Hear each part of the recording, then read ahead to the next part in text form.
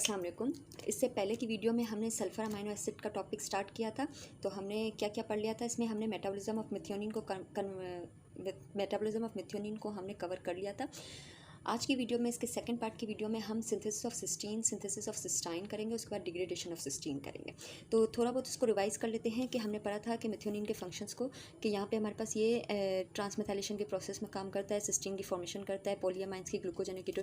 Ultimately जो हमारे पास cysteine से ही ग्लूकोजेनिक एंड कीटोजेनिक के हमारे पास प्रिकर्सर्स निकलते हैं, तो वो बनते तो मिथ्योनिन से ही हैं। तो यहाँ पे जो है वो अल्टीमेटली मिथ्योनिन सिस्टीन को हम बहुत ही कंसीडर कर लेते हैं, लेकिन सिस्टीन से ही इसके प्रिकर्सर्स निकलते हैं।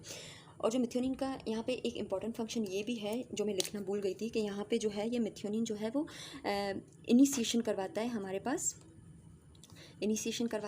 पास, प्रोटीन की बायोसिंथेसिस की।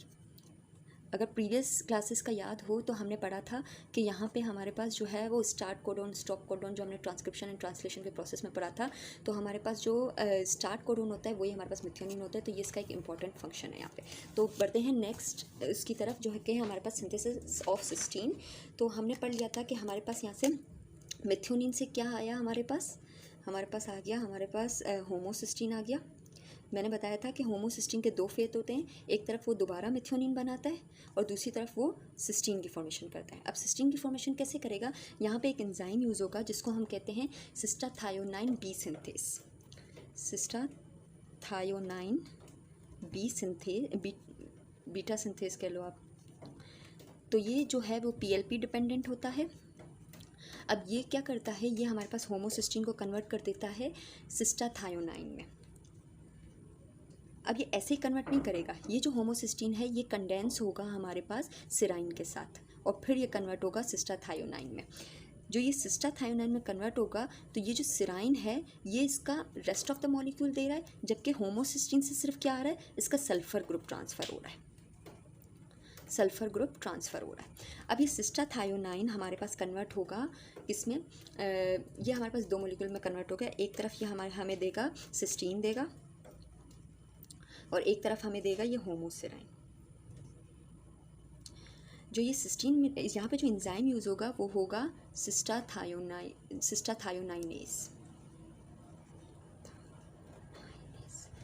सॉरी विजिबल नहीं है, तो ये भी पीएलपी डिपेंडेंट है। अब यहाँ पे हमारे पास दो मॉलिक्यूल्स बने, एक बना हमारे पास सिस्टीन, एक बना हमारे पास होमोसिराइन।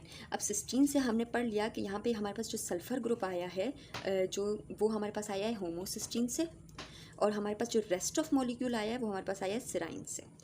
अब ये जो होमोसिराइन है ये अल्टीमेटली किस में कन्वर्ट होगा, ये होगा हमारे पास अल्फ़ा कीटो ब्यूटारेट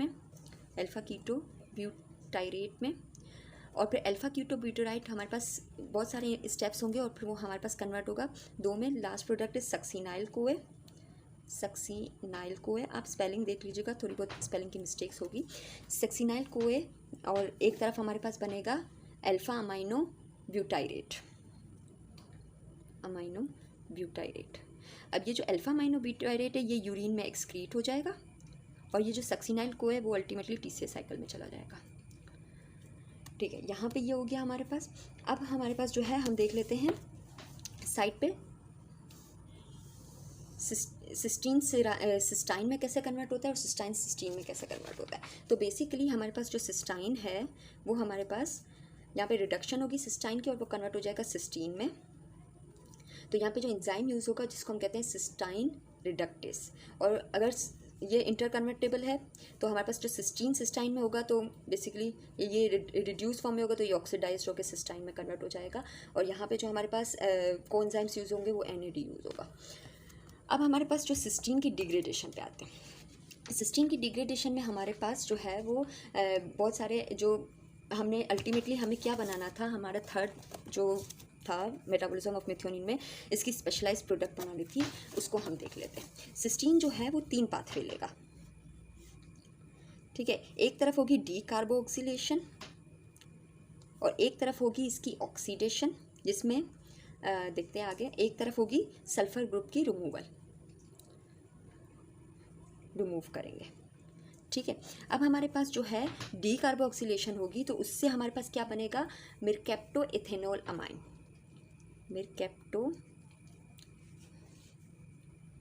इथेनॉल अमाइन।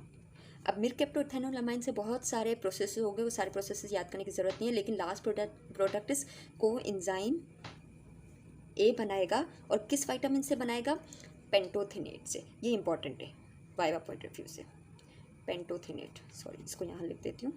ये हमारे पास कहाँ से बनकर आएगा, किस विटामिन से आएगा हमारे पास? ये पेंटोथेनेट से विटामिन से आएगा। ठीक, यहाँ पे ऑक्सीडेशन जो होगा, इसमें हमारे पास हाफ मॉलिक्यूल ऑफ ऑक्सीजन इसमें ऐड होगा, और ये कन्वर्ट हो जाएगा हमारे पास सिस्टीन सल्फिनेट में।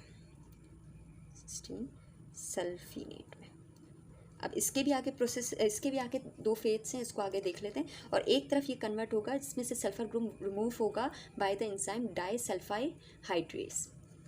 इस एंजाइम को लिख देते हैं, डाइसल्फाइहाइड्रेस। ठीक है, और इससे ये कन्वर्ट हो जाएगा पायरुवेट में। अब हमने पीछे बहुत दफ़ा पढ़ा है, पायरुवेट ही हमारे पास जो है वो अल्टीमेटली ग्लूकोनियोजेनेसिस के प्रोसेस से जाके ये ग्लूकोज देगा हमें। ग्लूकोनियोजेनेसिस पूरा लिख दूँ ताकि आपको कन्फ्यूजन ना हो। और हमारे पास एक तरफ ये एसिटाइल CoA बी देता है, जिससे हमारे पास अल्टीमेटली फैट की प्रोडक्शन होगी। तो यहाँ पे ये प्रूव हो गया कि ग्लूकोजेनिक भी है, कीटोजेनिक भी है। अब इसको देख लेते हैं, ये हमारे पास सिस्टीन जो सल्फिनेट होता है, ये आगे किस तरह टूटता है।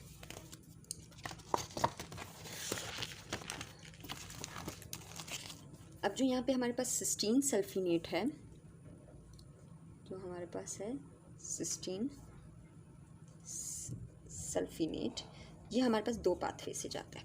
एक पाथवे से हमारे पास जो है वो हमारे पास डीऑक्सीडेशन होती है, यहाँ पे रिमूवल होता है। हाफ जो ऑक्सीजन हमने इसमें हाफ मॉलिक्यूल ऑफ ऑक्सीजन डाला था, उसकी रिमूवल होती है। डीऑक्सीडेशन की मदद से ये किस में कन्वर्ट हो जाता है? सिस्टिक एसिड में। सिस्टिक एसिड में, और सिस्टिक एसिड ही आगे जाके एक तरफ ये पायरुवेट बनाएगा, और फिर वही कहानी है कि वो फैट एंड ग्लूकोज की फॉर्मेशन देगा, और एक तरफ वो टॉरिन बनाएगा।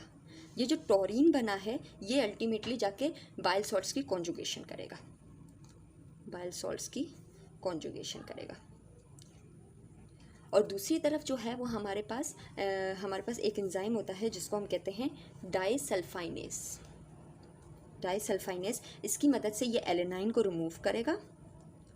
एलेनाइन को रिमूव करके हमारे पास सल्फाइड, और फिर सल्फाइड, और फिर सल्फेट बनाएगा। अब ये सल्फेट या तो ये यूरिन में एक्सक्रीट हो जाएगा, और फिर कुछ जो है जो सल्फेट है हमारे पास, जो हमारे पास सल्फेट है ये अपनी एक्टिव फॉर्म में कन्वर्ट होगा। मतलब ये एटीपी की मदद से, एटीपी के साथ कंडेंस होकर अपनी एक्टिव फॉर्म में कन्वर्ट होगा, जिसको हम पेप्स कहते हैं। इसका पूरा नाम लिखने की ज़रूरत नहीं है, लेकिन अगर पता होना चाहिए कि 3-फॉस्फोएडिनोसिन 5-फॉस्फोसल्फेट है, इतना बड़ा नाम है। अगर आप पेप याद कर लोगे तो भी काम चल जाएगा। अब ये जो पेप है, ये आगे जाके जो है कुछ प्रोसेसेस में या इसके कुछ सिग्निफिकेंस है। एक तरफ ये म्यूकोपॉलीसेकेराइड की सिंथेसिस करता है, सिंथेसिस ऑफ म्यूकोपॉलीसेकेराइड्स, पॉलीसेकेराइड्स, और एक तरफ ये हमारे पास डिटॉक्सिफिकेशन में भी काम करता है। ठीक है, यहाँ तक हो गया हमारे पास सिस्टीन की डिग्रेडेशन, और हमने देख लिया कि मेथियोनिन से किस तरह सिस्टीन एंड सिस्टाइन हमारे पास फॉर्म हो रहा है। अब हम लास्ट में देखते हैं कि हमारे पास सिस्टीन की इम्पोर्टेंस क्या है। सिस्टीन की इम्पोर्टेंस, तो सबसे पहले तो हमारे पास जो है इसके प्रिकर्सर्स हमने जो देख लिया। इसके अलावा अगर मैं 2 और पॉइंट ऐड करूं, तो पहला जो पॉइंट होगा कि हमारे पास जो ये प्रोमिनेंट अमीनो एसिड होता है, प्रोमिनेंट अमीनो एसिड होता है ऑफ नेल्स, हेयर्स, स्किन, इसमें होता है, जिसको हम बेसिकली कहते हैं एक मिनट, इसको हम कहते हैं, आई गेस इसका नाम होता है सेलिनोप्रोटीन, कुछ ऐसा ही, सेलिनोप्रोटीन करके। और सेकंड इसका इंपॉर्टेंट फंक्शन ये है कि ये हमारे पास जो प्रोटीन का जो स्ट्रक्चर होता है, जिसकी जैसे फॉर एग्जांपल प्रोटीन के स्ट्रक्चर हमें पता है 4 तरह के होते हैं, प्राइमरी, सेकेंडरी, टर्शरी एंड एक और था क्वाटर्नरी। तो हमारे पास जो ये क्या करता है, ये हमारे पास इनके स्ट्रक्चर्स को मेंटेन करता है, या उनकी फॉर्मेशन में हेल्प करता है। मोस्ट प्रोमिनेंट जो होते हैं वो हमारे पास सेकेंडरी एंड टर्शरी होते हैं। So that's it. अब जो है हमारे पास नेक्स्ट पार्ट की वीडियो में मैं थोड़े से इसके जो है वो डिसऑर्डर्स को डिस्कस कर लूँगी। Thank you.